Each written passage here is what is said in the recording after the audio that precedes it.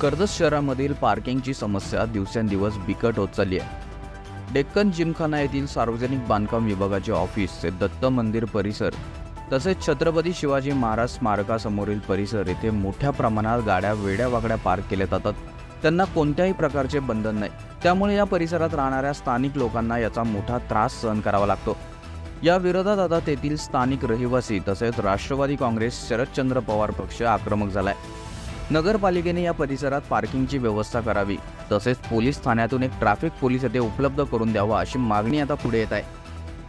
दरम्यान या मागणीचे निवेदन राष्ट्रवादी शरद पवार पक्षाचे शहराध्यक्ष भाऊसाहेब मोरे व स्थानिक रहिवासी यांच्याकडून नगरपालिका व पोलीस ठाण्यात देण्यात आले।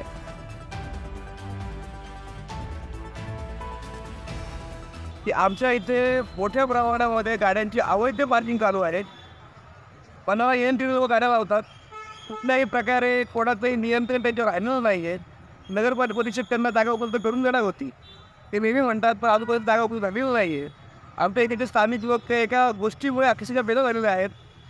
जे काही फार्म हाऊसची लोकं आहेत त्यांच्या इथू गाड्या येतात आणि ते कुठे उभे राहतात, मग स्थानिक लेवलमध्ये काही लोक आहेत ती येतात ते गाड्या लावतात।